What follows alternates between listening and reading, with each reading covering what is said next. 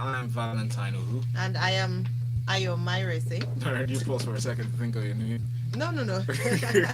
Welcome to Breast 981. It is a show where we'll give you detailed analysis of our newspaper stories inside of Smooth Breakfast, and we'll give you the headlines. We have about 8 of them. That's a quick run. COVID-19 cases, 31 waning from different parts of the world. We thank Mr. C for studio live. Good morning. Good morning, Valentine. Good morning. Thank Good you. morning, Good Lagos. Good morning, Thank you Nigeria. very much. All right, stay safe, Lagos, and please remember to wash your hands. So between now and the end of Freshly Press 981, please wash your hands twice. Okay. Yes. All right, let's start. All right, before we go on, let's tell you how you can get involved with regards to commenting on the stories this morning. You can do so using our WhatsApp platform 0809440981. You can also send a tweet to us at Smooth981FM. Use the hashtag Freshly Pressed 981, and of course on YouTube we're streaming live Smooth 981FM Lagos, and use the live chat option to send in your messages.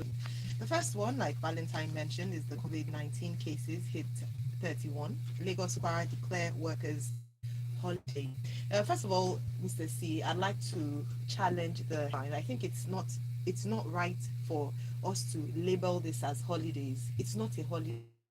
It's a health precaution. It's not an opportunity for you to stay at home and visit friends and do things that you normally do on a holiday. That we understand the seriousness of what we're dealing with, because we know that when we speak to a number of people, still talk about or live in denial, saying that there's a full report from the Punch newspaper have done since last week, giving us an update on the situation.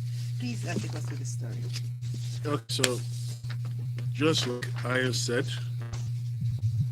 this is a very serious of our history. Now, in the past 1 day, to update Lagos, who has been added to the infected COVID-19 cases. The regular patients have been evacuated. In addition, restrictions during announced the week on religious gatherings more than 50 people. Yeah. It is good to note that number of the religious organizations was that. There was debate around, at one point it was 50, then there seemed to be secular going out, then late on Saturday night he came back to say, oh, it's 50. What could you have clarification? Okay, so initially it was 50. The first figure that was now 50. And subsequently the figure dropped to 20. Mm-hmm. But that second figure wasn't properly communicated, so a lot of people directive. Yeah. So they reverted to the one that was widespread, which was 50. Okay. And Ogun State also had announced a response. Matter is clear that Nigeria is in the proper zone enforcing social distancing and proper lockdown. Sunday weighing in said the rising numbers should be the latest indications of what happened in countries that will start to have an idea of what it is to come in the days ahead. We see onslaughts on our weak to not in health infrastructure. Better equipped countries have struggled. The only effective method to spread is social distancing, where people fail to adhere to that. A lockdown is prescribed. The government has a difficult choice to make, but it must be decisive in whatever it chooses to. Lockdown may be difficult to agree to, especially because of the economic situation of the citizenry, but we need to decide which is better.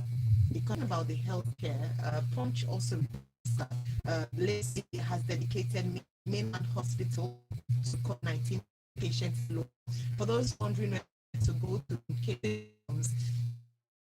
hospital, the Lagos has recalled retired nurses. This is being done in the UK and in some parts of the world, updated with patients, and they need the help of more medical personnel. How prepared are we? That's another question. How prepared are we in terms of training for our medical personnel? Are they aware? I was talking about the fact that sent me a broad message that was with false news as to what to do to treat COVID-19, and I'm thinking, you're such the authority. You should know these things. We would believe you more. So if they also don't know, then there's no point. So Right. we should talk about training. Well, my Sivante says that Uti. She said beating COVID-19 will be a collective effort and not just the government. Some governors are still in denial about the pandemic, which we should all be focused on containing.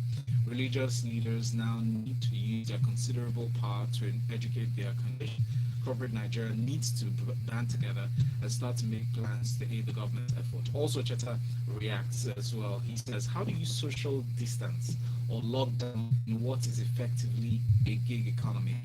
Many people in Nigeria can't eat if they don't go out each day. That is the stark choice facing most Nigerians. COVID virus or starve to death. No. MI from Akoka says, I realize that we're on the same side against this COVID-19 virus. Winning this versus losing Nigeria. So it would be utterly irresponsible to disobey government protocol, maintain high hygiene to prevent community spread of this. Can I just say that, like, I'm a bit disappointed, just to be modest, as to the length of presidential address. Oh, your job is that? Okay,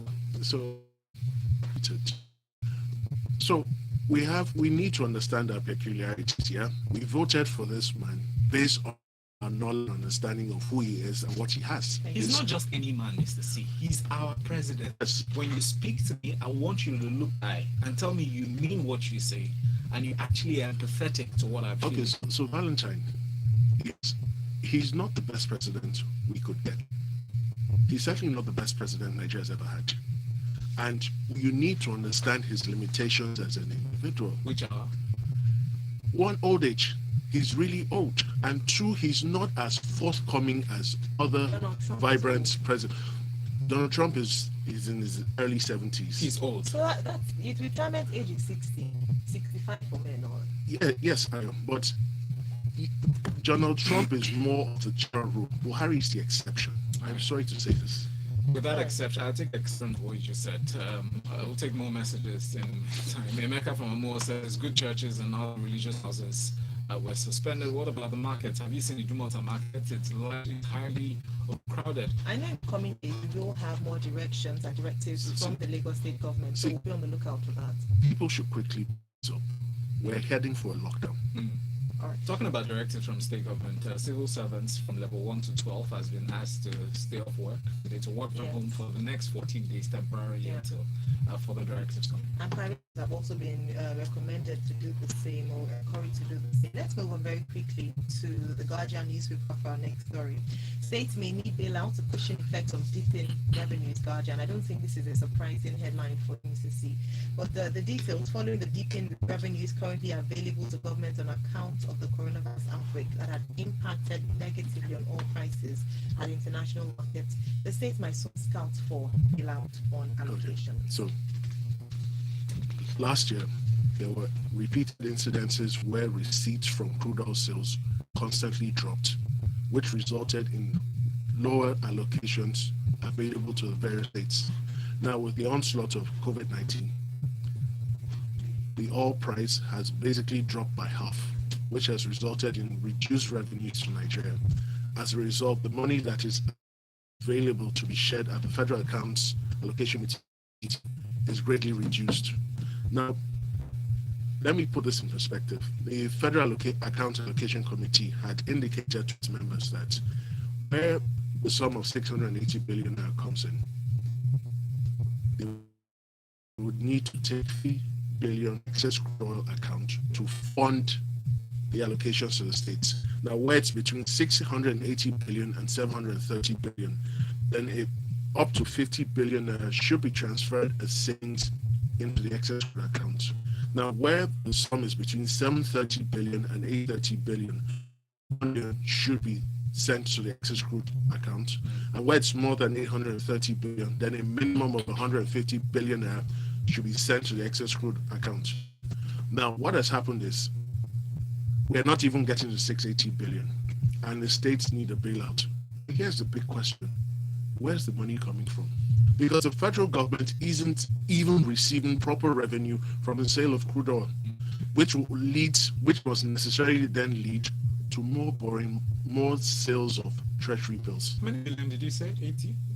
No, 830 billion. That's what's needed. No, what is needed, we need to get to 680 billion. We do not know what the deficit is, but based on the current realities, the states will need a bailout to even pay workers' salaries. Forget capital projects. That's not happening. Not to be utterly sarcastic, but I might have an answer for you. In this day report from the stories, the NNPC said they recorded an excess of 5.28 billion naira. That was in December 2019. This is March 2020, Val. So you think money has disappeared? That money is not, the surplus they declared is not enough to meet the obligations of certain states in Nigeria. And some of these states are still owing salary arrears, still owing arrears for pension payments. That's right. And that says, how do you bail out states when there is no money to bail? That is the dilemma we're going to be facing over the next 2 years. Nigeria's state system of going to Abuja monthly to share money has hit its limits, and this is going to be increasingly clear. The question is, what will the states do? Initially, they're going to aggressively turn out their residents, but how sad or how the said residents react will determine a lot of things. We're looking at a potentially seminal change in Nigerian politics, for better if we handle it right, or for worse, way worse. My Shagun on WhatsApp says lazy governors now using COVID-19 as an excuse for more cheap money. And then From Lukman says we're more interested in presidential broadcasts and its content than we are in social distancing. Wahala deal. No, we have different priorities. We're taking one after the other. The Center for Disease Control and the Ministry of Health are working. Nigerians need to protect themselves and stop behaving as if this address will make COVID-19 disappear. No, we want to hear from our president. It's a civic responsibility from him as well. And I think people's reaction to whether we have the president speak or not just gives us an idea of what our thoughts on leadership is and what our ideas of leadership is. All right, let's move on very quickly to our next story. We'll touch on this quickly. Analysts anticipate interest rate cuts as the Monetary Policy Committee meets today. So the CBN Monetary Policy Committee today for 2 days, and it's to discuss, amongst other things, whether there will be a reduction in the monetary policy rate.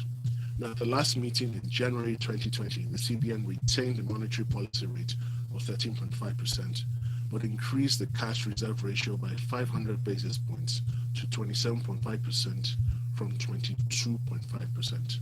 Now, the big question here is, based on the announcement made by the CBN last week in a bid economy, will there be a reduction in monetary policy rate? Now, the opinions are split. Some believe there will be a reduction in monetary policy rate. Some people know that because of the inflationary pressure, there will not be enough room for that to happen, but that the CBN would rather use other unconventional tools to get the same result. So we await the outcome of this meeting, and then CBN has to say. Are you positively waiting? Or like, are you being cautiously optimistic, or you're just being very optimistic? Well, I believe the CBN will reduce the monetary policy rate so that it can expand the expansionary measures that have been put in place. Because if they don't, we don't want to think about what happens.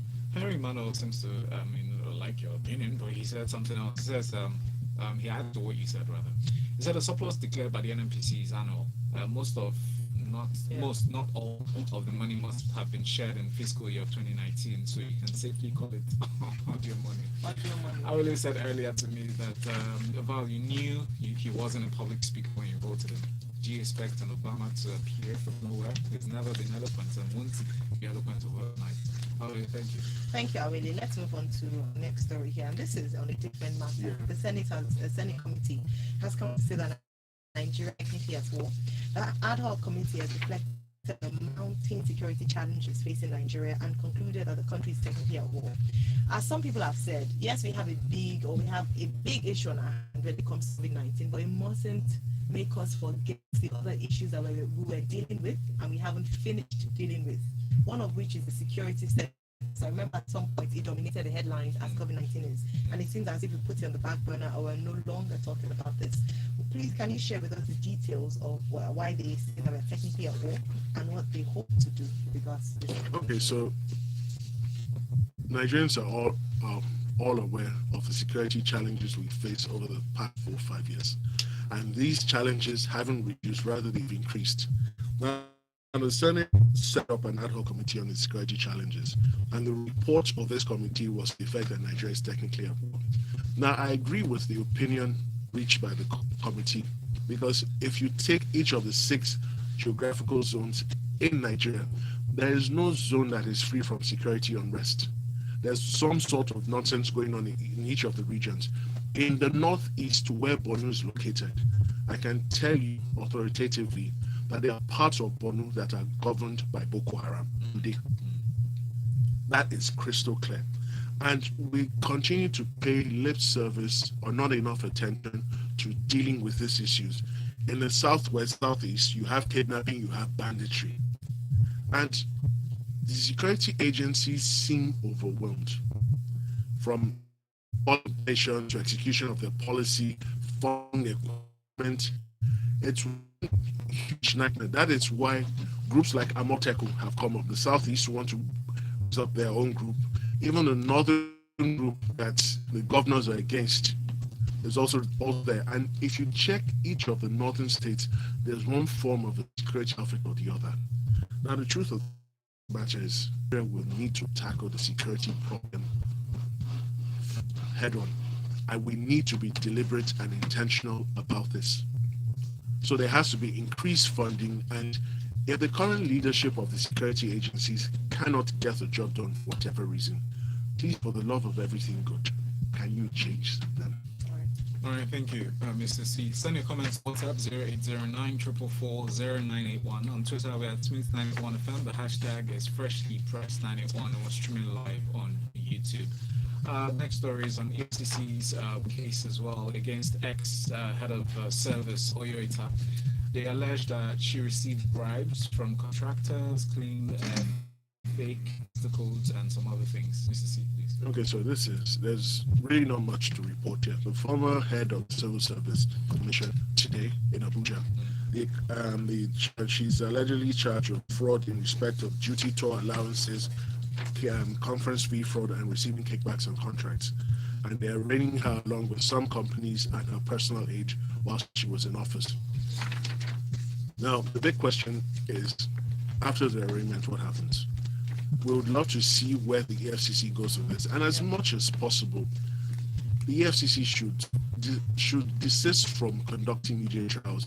If at the end of this exercise, the lady is found innocent or is declared innocent by the court of law, many people may not remember the judgment, but will remember the accusations. And it's like a brush that cannot, it's like tar that cannot be taken away from you. You just touched a very, very touchy point, right? Very interesting point. I would hope in a certain environment that as put out stories on news, on the papers, on allegation against criminality, by the time the case is taken to court and the court rules in favor of the person that you're accusing, that probably the court mandates them to send out retractions of all the stories that they put out. I mean, for instance, the damage is already done. Even if you do retractions, the truth is many people prefer the sensationalism of the first news story is not usual. Does not use the retraction. So retraction is of a less value. Which is right. Very true. But my own point, which alludes to what Mr. C just said, very strong point, to the fact that the damage done by the media trial itself is so bad, so damning that the court ruling doesn't necessarily either wipe or enforce. It probably ingrains it, but it doesn't necessarily wipe it off. Should the victim or the person accused be proven innocent? It's very true. Let's take some reactions from Ugo Dre and Tundo Kufi from the previous stories. Ugo said a reduction in monetary policy rates is a welcome move, but it won't trickle down to small businesses, especially when inflation rate is at 12.2%. However, rates are falling in line with the drop in rates due to the LDR and OMO policies. And then Tunde says, before that, COVID has thrust upon us.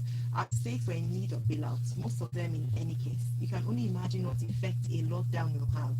Families will need intervention from their government, and the government needs to figure out how to get that directly into the hands of those who shouldn't be the one labeled as having abandoned the people at this time. Thank you, Tunde. Thank you very much. With more messages, Ali Abdul actually says states should strongly consider M&A going forward if regions or data structures are the best models to handle resources and drive development. Then let's. My two couple, PMB is in until 2023. If it is what it is, we either work towards changing paradigm, don't hold your breath on that, and stop recycling, or keep fooling ourselves. We've gotten pretty good at it. All right, we have this from Yemisi in Ujolegba who says it's a big pity that COVID-19 doesn't affect. Well, okay, all right. I think we should be. We'll skip on that. Yeah, we'll skip on. Our next story from the Guardian newspaper, Mr. C. Nigeria in race to meet 2030 targets to end tuberculosis. Now, some concerns that were expressed in this story are quite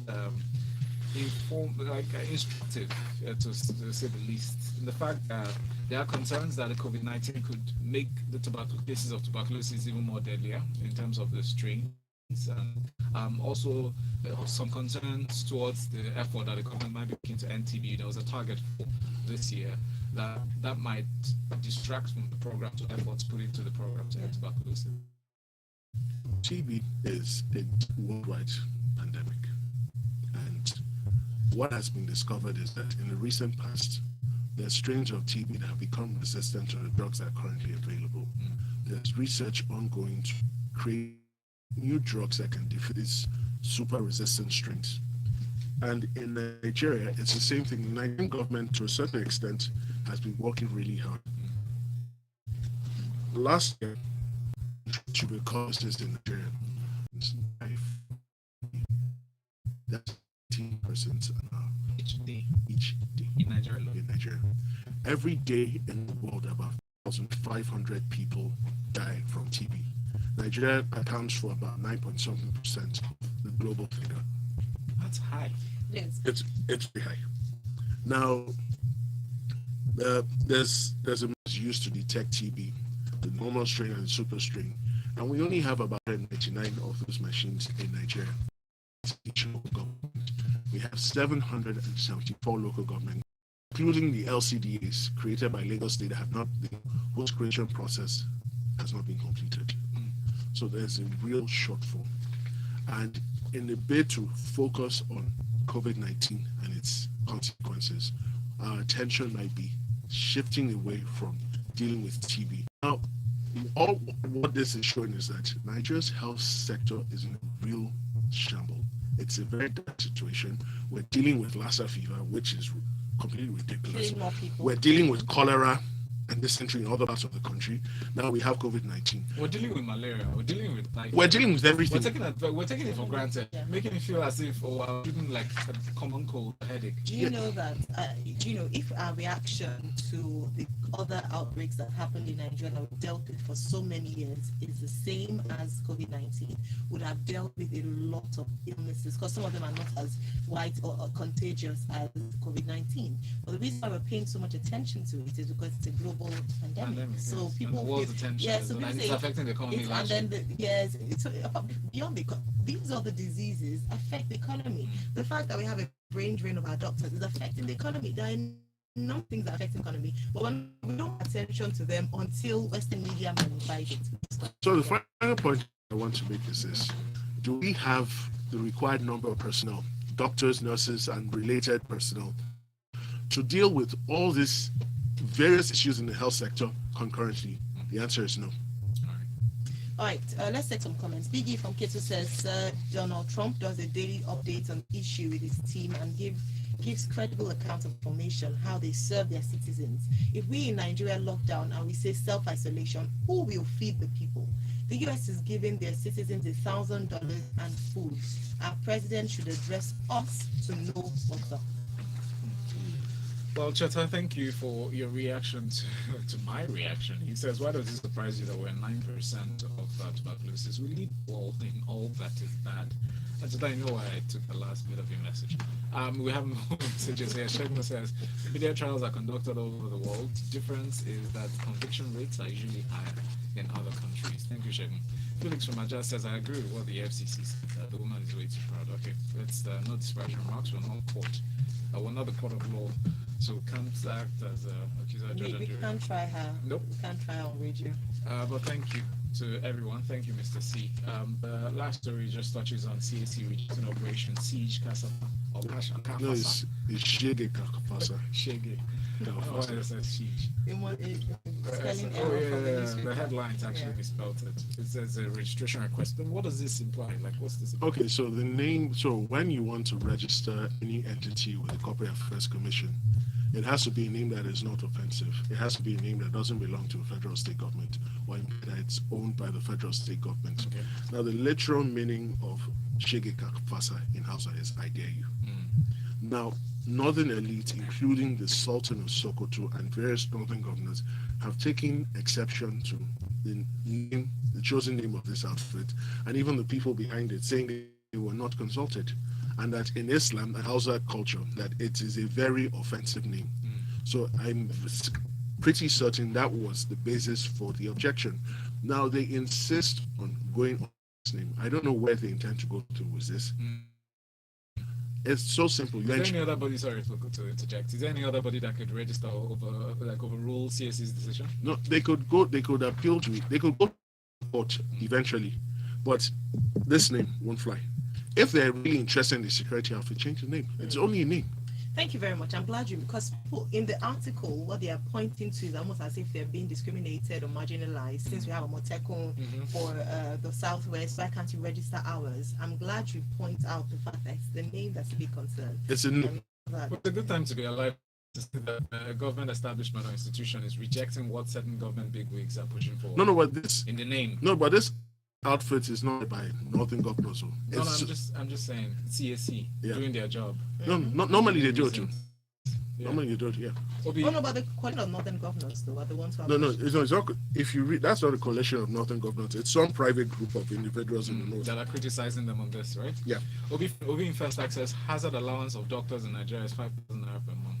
Jeez. Okpeyemi says there's exasperating when people keep going on about so-called media trial. Tell me someone that held an office as high as Oyo that will be arraigned in court, corruption, and the media will not report it. Nigerians and petty sentiments. Ian says, excuse me. Ian says, Shege actually means worse than I dare you. I can't give you details, but you can ask someone who understands Hausa like I do. Thank you, Ian, for that insight. So, very quickly. Okay, let's move on. Well, remember at 9 o'clock, we'll probably be talking about this in detail during Lagos Talks 901, so please join us then. Thank you, Mr. C, for daring the votes and getting me here. Freshly Pressed 91, conversation continues on social media, so use that hashtag, send us messages, all right? So let's chat. Thank you for watching. Subscribe to our YouTube channel, Smooth 91 FM, to catch a recap of the show. Thanks to our analysts who are reporting from the diaspora. Yes, thank you very much. The headlines. Cheta is much. Thank you everyone for joining and for those who send comments. I think what we'll do next time is to take on your comments. I think it's important at this time for us to use our platform to spread correct facts, information as much as possible. So at least for this period, I'll be live streaming our newspaper headlines and newspaper review, which is Freshly Pressed 901. So that's at 6:30 and at 7:30. If you join me, I will broadcast. You will hear the truth, and you can also give your opinions. And that's Lakumi. Let me introduce you to it. Oh really? Yeah. And I was going to say, but I didn't want to interrupt you. They said TB is a world problem. It's an epidemic, but by no means a pandemic. So a pandemic is when it's a disease that's affecting every nation of the world. Epidemic is affecting one nation. It's unique to that country, but not transcending from one continent to the next and the next. Yeah, I think pandemic is the spread on many continents. Epidemic can be in all the continents, but it doesn't spread as much, and it's not a threat as such. So I didn't say that TB was. No, you didn't. You mentioned. Oh, that. So when it's a global threat. Yes. TB is everywhere in the world. Okay, TB is everywhere in the world. That's Olakun. Thank you, Miss Iresi. Thank you very much for your message. Olakun Balogun. That's really. Hi, guys. Sorry, Olakun. I know what I'm talking about. And that is Mr. C. Well, you It still means a global pandemic. You're right. I know what I'm talking about. Oh, so you're right. Sorry, apologies for that. So last time you didn't actually read that out. You were right about the definition. Jonathan, because then would have. Okay, so tuberculosis is a pandemic, huh? Global pandemic. See how fine our Lakumi. How can you come to work on a Monday morning like this? Bye, everyone. So there's no Oh, Paul, who is Paul Oyewusi? Do you know Paul Oyewusi?